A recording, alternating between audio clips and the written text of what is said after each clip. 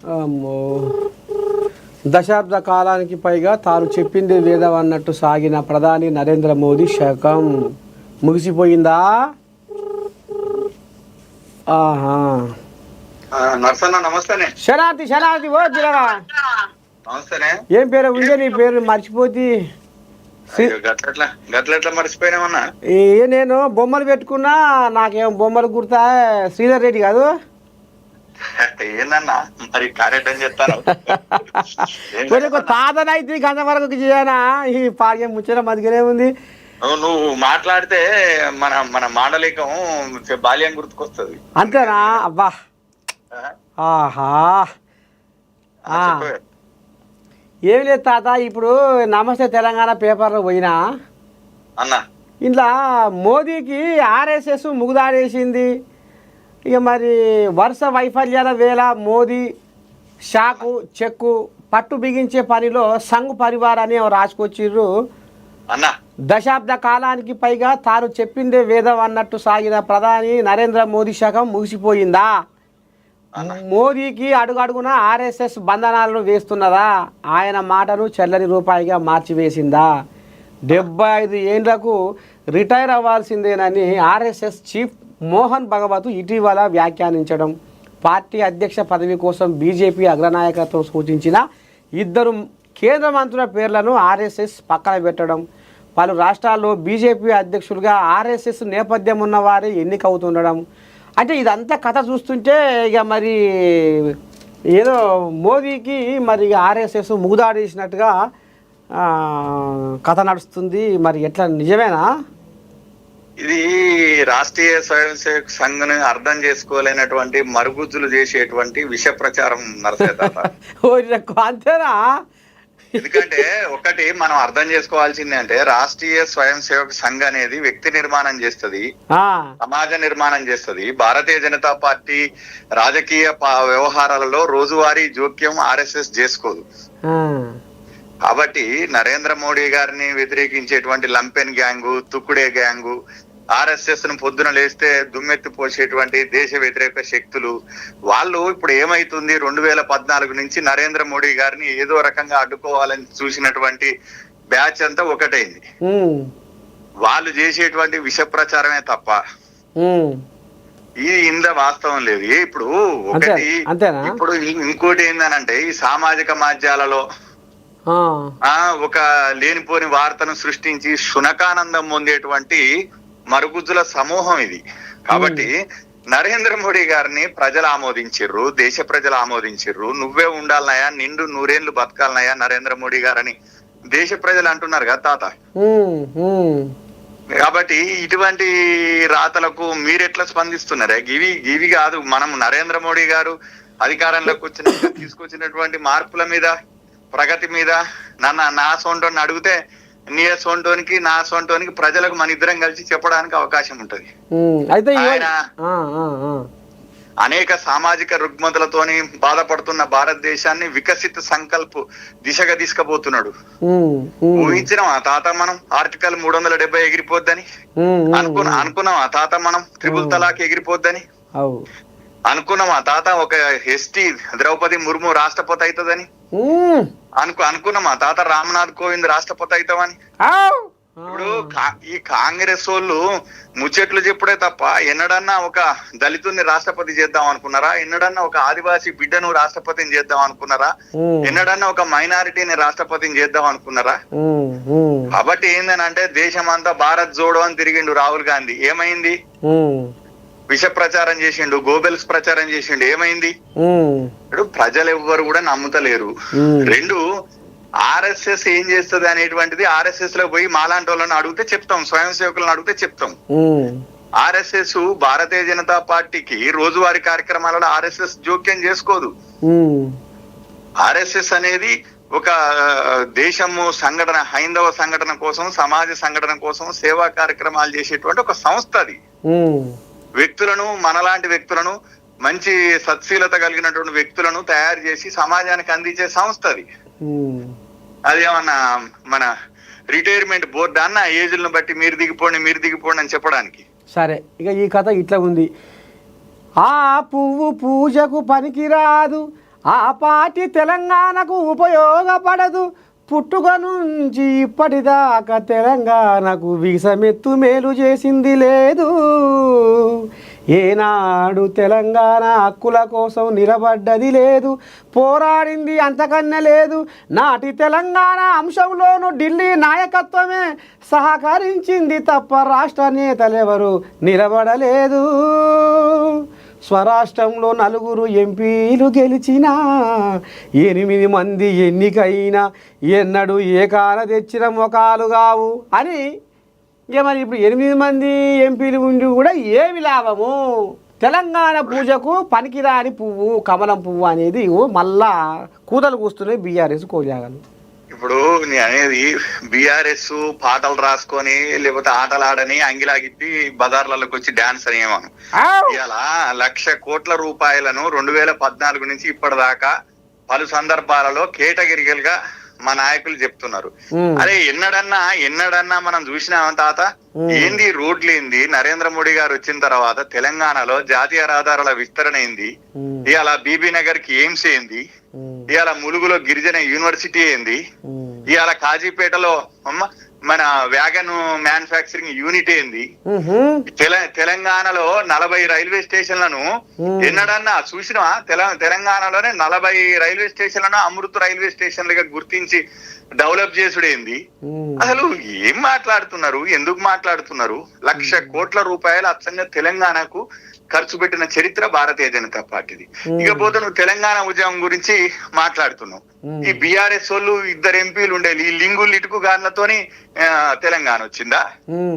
సుష్మా స్వరాజు లొల్లి పెడితే పార్లమెంట్ లో దేశమంతా భారతీయ జనతా పార్టీ ఒక జాతీయ పార్టీగా కూడా ఉండి ఇలా స్వరాష్ట్ర ఆకాంక్షని గుర్తించి మా కిషన్ రెడ్డి గారు ఆనాటి రాష్ట్ర అధ్యక్షుడు గోదావరి కృష్ణను కలుపుతూ తెలంగాణ పోరుయాత్ర చేసిండన్నా.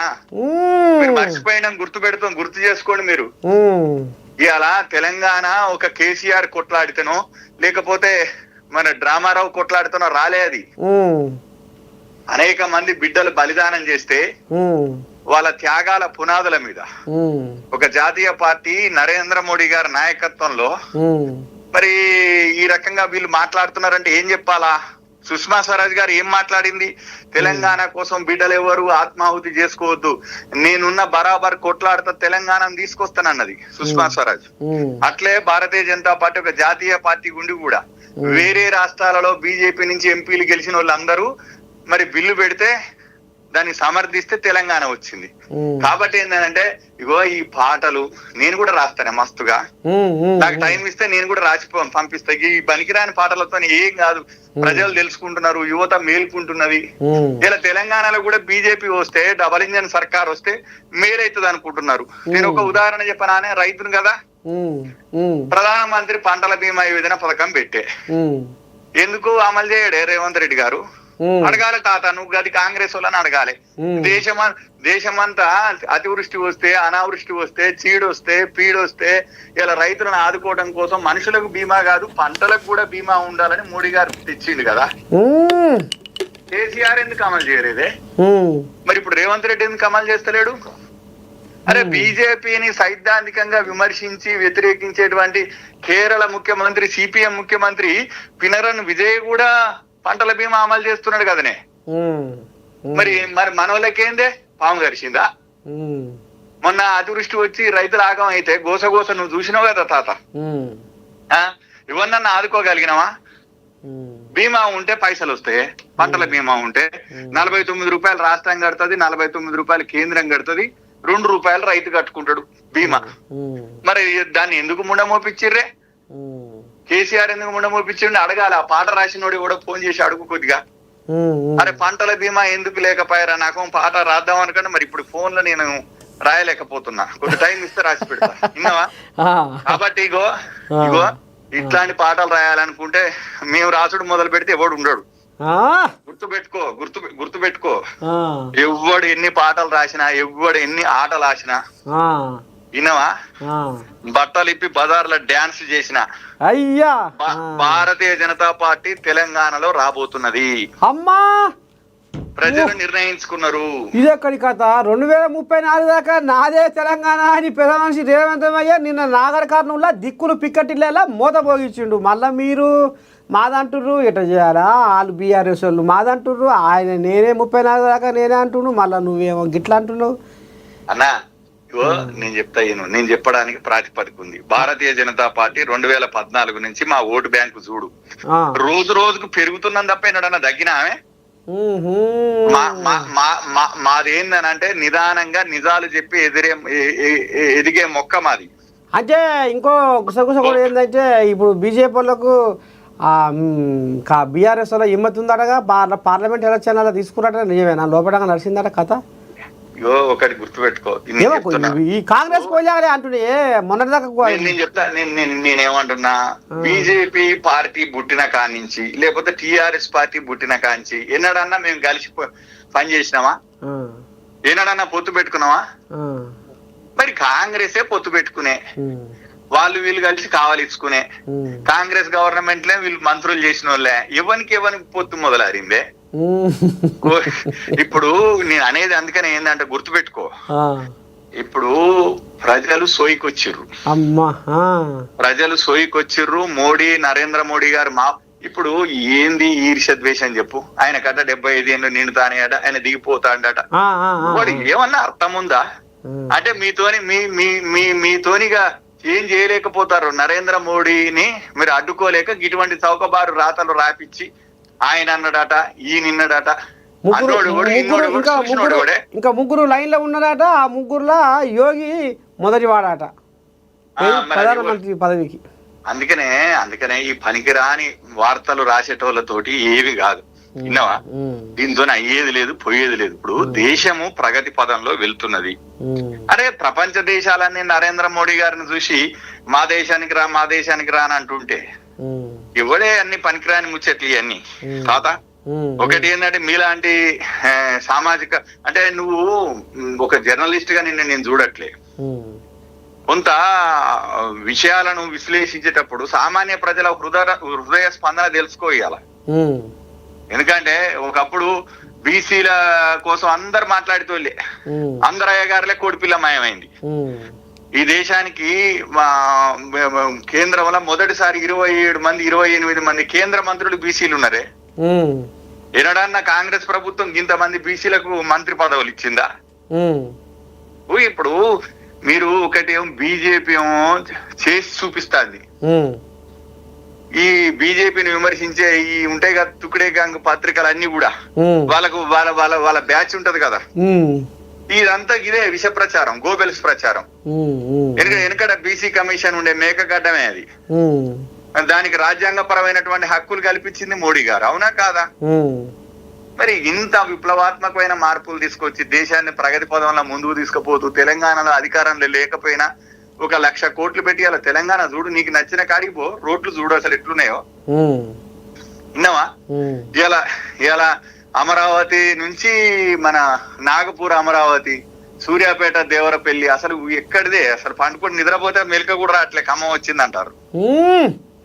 మరి ఇప్పుడు శ్రీధర్ తాత ఒక ముచ్చట ఏంటంటే, గుడిలో దేవుడికి నైవేద్యం లేదంటే పూజారి పులిగోరకి ఏడ్చినట్టుగా ఇక మరి బీసీలము మేమే ఎట్లా చేయాలా అని తల్లాడుతుంటే పాపం బీజేపీలో కడుపు చల్లకుండా రాబోయే రోజుల్లో బీసీనే ముఖ్యమంత్రిని చేస్తాం, బీసీలకే మేము పెద్దపీట వేస్తామన్న వాళ్ళు ఇవాళ మరి ఎట్లా మళ్ళా ఓసీని తీసుకొచ్చి పగ్గాలు చేతికి ఇచ్చే బీజేపీ పగ్గాలు? అందుకే అంటున్నానే, ఇప్పుడు రాజకీయ పార్టీని నడపడం వేరు, సంస్థాగత నిర్మాణం వేరు, పాలనా వ్యవహారం వేరన్నా. బీసీలలో తెలంగాణలో అనేక దశాబ్దాలుగా ఉన్నటువంటి ఆకాంక్షను నెరవేర్చడం కోసమే ఇలా మేము బీసీని ముఖ్యమంత్రి చేస్తామని చెప్పిన పార్టీ భారతీయ జనతా పార్టీ. చెప్పారు కానీ మరి ఈ పగ్గాలు మళ్ళా ఓసీ చేసి ఎందుకు పెట్టిరు అనేది కూడా కాదే, అట్లా కాదన్నా. మీకు అందుకని చెప్తున్నా, ఆర్గనైజేషన్ వేరు, పార్టీ కార్యకలాపాలు వేరు, ప్రభుత్వ కార్యకలాపాలు వేరు.